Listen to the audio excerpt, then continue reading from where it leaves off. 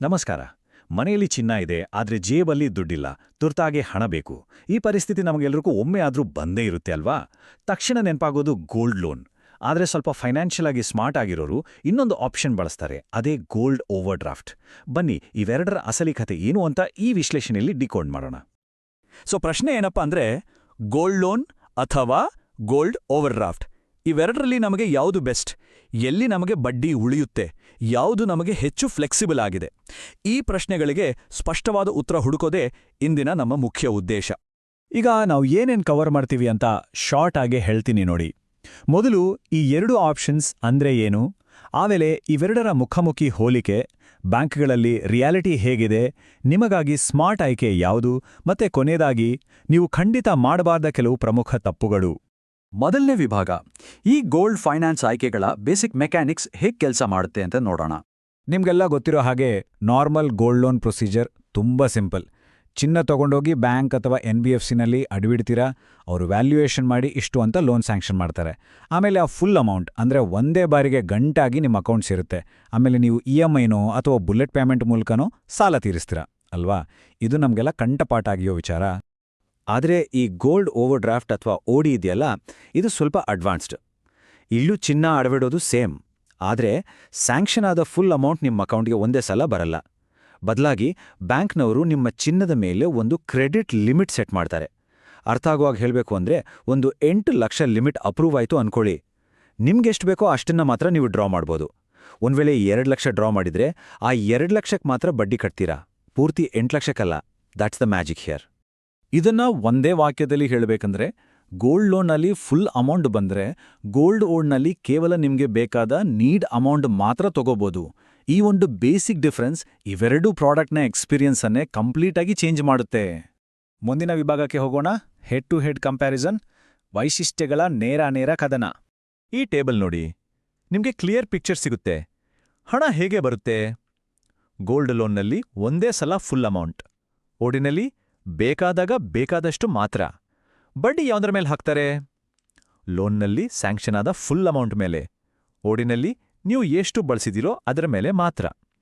ಇದರಿಂದ ಏನಾಗುತ್ತೆ? EMI pressure gold ಲೋನ್ನಲ್ಲಿ ಖಂಡಿತ ಜಾಸ್ತಿ ಇರುತ್ತೆ, ಆದರೆ ಓಡಿನಲ್ಲಿ ನೀವು ಡಿಸಿಪ್ಲಿನ್ ಆಗಿದ್ರೆ ಪ್ರೆಷರ್ ತುಂಬಾನೇ ಕಡಿಮೆ. ಇದನ್ನ ಯಾರು ಬಳಸಬೇಕು? ನಾರ್ಮಲ್ ಯೂಸರ್ಸ್ಗೆ ಗೋಲ್ಡ್ ಲೋನ್ ಓಕೆ, ಆದರೆ ನೀವು ಫೈನಾನ್ಷಿಯಲಿ ಸ್ವಲ್ಪ ಸ್ಮಾರ್ಟ್ ಆಗಿದ್ರೆ, ಅಡ್ವಾನ್ಸ್ಡ್ ಯೂಸರ್ ಆಗಿದ್ರೆ ಗೋಲ್ಡ್ OD ನಿಮ್ಗಾಗಿಯೇ ಇರೋದು. ಸರಿ, ಮೂರನೇ ವಿಭಾಗ, ಬ್ಯಾಂಕ್ ಆಫರ್ಗಳು ಮತ್ತು ಮಾರ್ಕೆಟ್ನ ವಾಸ್ತವ ಏನು ಅಂತ ನೋಡೋಣ. ಹಾಗಾದರೆ ಈ ಗೋಲ್ಡ್ OD ಎಲ್ಲಿ ಸಿಗುತ್ತೆ? ನೋಡಿ, ಸ್ಟೇಟ್ ಬ್ಯಾಂಕ್ ಆಫ್ ಇಂಡಿಯಾದಲ್ಲಿ ಗೋಲ್ಡ್ ಲೋನ್ OD ಪ್ರಾಡಕ್ಟ್ ಇದೆ. ಕೆಲವು ಮಾಹಿತಿ ಪ್ರಕಾರ ಇದರ ಮಿನಿಮಮ್ ಲಿಮಿಟ್ 5 ಲಕ್ಷ ಇರ್ಬೋದು. HDFC ಬ್ಯಾಂಕ್ನವರು ಟರ್ಮ್ ಲೋನ್ ಜೊತೆಗೆ OD ಮತ್ತು ಬುಲೆಟ್ ಪೇಮೆಂಟ್ ಆಪ್ಷನ್ಸ್ ಕೊಡ್ತಾರೆ. ಇನ್ನು ಆಕ್ಸಿಸ್ ಬ್ಯಾಂಕ್ ಹಾಗೂ ಕೆಲವು ಆಯ್ದ ಸರ್ಕಾರಿ ಮತ್ತು ಪ್ರೈವೇಟ್ ಬ್ಯಾಂಕ್ಗಳ ನಿರ್ದಿಷ್ಟ ಬ್ರಾಂಚ್ಗಳಲ್ಲಿ ಈ ಫೆಸಿಲಿಟಿ ಇದೆ ಅನ್ನೋದು ಕಮ್ಯುನಿಟಿ ಫೋರಮ್ಸ್ಗಳಲ್ಲಿ ಚರ್ಚೆಯಾಗಿದೆ. ಆದರೆ ಇಲ್ಲೊಂದು ಇಂಪಾರ್ಟೆಂಟ್ ಕ್ಯಾಚ್ ಇದೆ, ಗಮನಿಸಿ. ಈ ರೇಟ್ಸ್ ಆಗ್ಲಿ ಲಿಮಿಟ್ಸ್ ಆಗ್ಲಿ ಎಲ್ಲರಿಗೂ ಒಂದೇ ಥರ ಇರಲ್ಲ. ನಿಮ್ಮ ಪ್ರೊಫೈಲ್, ನೀವು ಹೋಗುವ ಬ್ರಾಂಚ್, ಸಾಲದ ಅವಧಿ ಮತ್ತೆ LTV ಅಂದ್ರೆ ಲೋನ್ ಟು ವ್ಯಾಲ್ಯೂ ಲಿಮಿಟ್ಸ್ ಮೇಲೆ ಫೈನಲ್ ರೇಟ್ಸ್ ಡಿಪೆಂಡ್ ಆಗುತ್ತೆ. ಆನ್ಲೈನಲ್ಲಿ ನೋಡೋದಕ್ಕೂ ಬ್ರಾಂಚಲ್ಲಿ ಸಿಗೋದಕ್ಕೂ ವ್ಯತ್ಯಾಸ ಇರಬಹುದು. ಹಾಗಾಗಿ ಬ್ಯಾಂಕ್ಗೆ ಖುದ್ದಾಗಿ ಭೇಟಿ ನೀಡಿ ಕನ್ಫರ್ಮ್ ಮಾಡ್ಕೊಳ್ಳೋದು ಬಹಳ ಮುಖ್ಯ. ವಿಭಾಗ 4, ಮೇಕಿಂಗ್ ದ ಸ್ಮಾರ್ಟ್ ಚಾಯ್ಸ್. ನಿಮ್ಮ ಪ್ರೊಫೈಲ್ಗೆ ಯಾವುದು ಮ್ಯಾಚ್ ಆಗುತ್ತೆ? ಒಂದು ವಿಷಯ ಕ್ಲಿಯರ್ ಆಗಿ ಅರ್ಥ ಮಾಡ್ಕೊಳ್ಳಿ, ಫೈನಾನ್ಸ್ನಲ್ಲಿ ಒನ್ ಸೈಜ್ ಫಿಟ್ಸ್ ಆಲ್ ಅನ್ನೋದು ಇಲ್ಲ. ನಿಮ್ಗೆ ಮದುವೆ ಖರ್ಚು, ಮೆಡಿಕಲ್ ಎಮರ್ಜೆನ್ಸಿ ಅಥವಾ ಕಾಲೇಜ್ ಫೀಸ್ ಕಟ್ಟೋಕೆ ಒಂದೇ ಸಲ ದೊಡ್ಡ ಅಮೌಂಟ್ ಬೇಕು. ಹಾಗೆ ತಿಂಗಳ ಕರೆಕ್ಟಾಗಿ EMI ಕಟ್ಟೋ ಕೆಪಾಸಿಟಿ ಇದೆ ಅಂದ್ರೆ ಕಣ್ಣು ಮುಚ್ಕೊಂಡು ಗೋಲ್ಡ್ ಲೋನ್ಗೆ ಹೋಗಿ.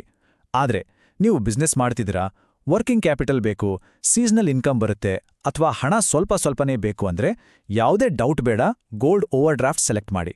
ಇದು ನಿಮ್ಮ ಬಡ್ಡಿ ಹೊರೆಯನ್ನ ಎಷ್ಟೋ ಪಾಲು ಕಡಿಮೆ ಮಾಡುತ್ತೆ. ಎಸ್, ಇದನ್ನ ನಾನು ತುಂಬಾನೇ ಕಾನ್ಫಿಡೆಂಟ್ ಆಗಿ ಹೇಳ್ತೀನಿ. ಯಾರಿಗೆ ಬಿಸ್ನೆಸ್ ಮೈಂಡ್ಸೆಟ್ ಇದೆಯೋ ಅವರಿಗೆ ಈ ಗೋಲ್ಡ್ OD ಅನ್ನೋದು ಒಂದು ಪವರ್ಫುಲ್ ಆರ್ಥಿಕ ಅಸ್ತ್ರ. Trust me, it's A game changer. ಕೊನೆಯದಾಗಿ 5ನೇ ವಿಭಾಗ, ಕ್ರೂಷಿಯಲ್ ಮಿಸ್ಟೇಕ್ಸ್ ಟು ಅವಾಯ್ಡ್. ನಿಮ್ಮ ಚಿನ್ನವನ್ನ ಹೇಗೆ ಸೇಫ್ ಆಗಿ ಇಟ್ಕೊಳ್ಳೋದು ಅಂತ. ಜನ ಕಾಮನ್ ಆಗಿ ಮಾಡೋ ತಪ್ಪುಗಳನ್ನ ನೀವು ಮಾಡಬೇಡಿ. ಬರೀ ಇಂಟ್ರೆಸ್ಟ್ ರೇಟ್ ಅಷ್ಟು ಕಡಿಮೆ ಇದೆ, ಇಷ್ಟು ಕಡಿಮೆ ಇದೆ ಅಂತ ಜಂಪ್ ಆಡಬೇಡಿ. ಹಿಡನ್ ಚಾರ್ಜಸ್ ಇರುತ್ತೆ, ಪ್ರಾಸೆಸಿಂಗ್ ಫೀಸ್ ಇರುತ್ತೆ, ಅದನ್ನ ಚೆಕ್ ಮಾಡಿ. ರೀಪೇಮೆಂಟ್ಸ್ನ ದಯವಿಟ್ಟು ಡಿಲೇ ಮಾಡಬೇಡಿ, ಪೆನಲ್ಟಿ ಬಿಡುತ್ತೆ. ಬ್ಯಾಂಕ್ನ LTV ಮತ್ತೆ ಆಕ್ಷನ್ ರೂಲ್ಸ್ ಅಂದ್ರೆ ಹರಾಜು ಪ್ರಕ್ರಿಯೆ ಹೇಗಿರುತ್ತೆ ಅಂತ ಓದಿ ಅರ್ಥ ಮಾಡ್ಕೊಳ್ಳಿ.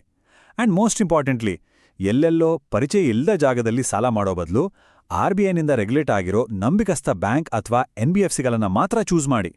ಸೊ ಫೈನಲಿ ಹೇಳೋದಾದ್ರೆ, ನಮ್ಮೆಲ್ಲರ ಮನೆಯಲ್ಲಿ ಚಿನ್ನ ಲಾಕರ್ನಲ್ಲೋ ವಾರ್ಡ್ರೋಬ್ನಲ್ಲೋ ಸುಮ್ಮನೆ ಬಿದ್ದಿರುತ್ತೆ. ಆದರೆ ಅದನ್ನ ಸ್ಮಾರ್ಟ್ ಆಗಿ, ಫ್ಲೆಕ್ಸಿಬಲ್ ಆಗಿ ಯೂಸ್ ಮಾಡಿದ್ರೆ ಅದು ಎಂಥ ಪವರ್ಫುಲ್ ವೆಲ್ತ್ ಮ್ಯಾನೇಜ್ಮೆಂಟ್ ಟೂಲ್ ಆಗುತ್ತೆ ಅಂತ ಈಗ ನಿಮಗೆ ಅರ್ಥ ಆಗಿರಬೇಕು. ಈಗ ನಿರ್ಧಾರ ನಿಮ್ಮ ಕೈಯಲ್ಲಿದೆ. ನಿಮ್ಮ ಮುಂದಿನ ಫೈನಾನ್ಷಿಯಲ್ ಪ್ಲಾನಿಂಗ್ಗೆ ಯಾವ ದಾರಿ ಹಿಡಿತಿಲ್ಲ? ಆ ನಾರ್ಮಲ್ ಸಾಂಪ್ರದಾಯಿಕ ಗೋಲ್ಡ್ ಲೋನ್ ದಾರಿನಾ, ಅಥವಾ ಫ್ಲೆಕ್ಸಿಬಲ್ ಆಗಿರೋ ಸ್ಮಾರ್ಟ್ ಆಗಿರೋ ಗೋಲ್ಡ್ ಓಡಿ ದಾರಿನಾ? ನಿಮ್ಮ ಆರ್ಥಿಕ ಗುರಿಗೆ ಯಾವುದು ಸೂಕ್ತ ಅಂತ ಯೋಚನೆ ಮಾಡಿ. ಈ ವಿಶ್ಲೇಷಣೆ ನಿಮಗೆ ಒಂದು ಕ್ಲಾರಿಟಿ ಕೊಟ್ಟಿದೆ ಅಂತ ಭಾವಿಸ್ತೀನಿ.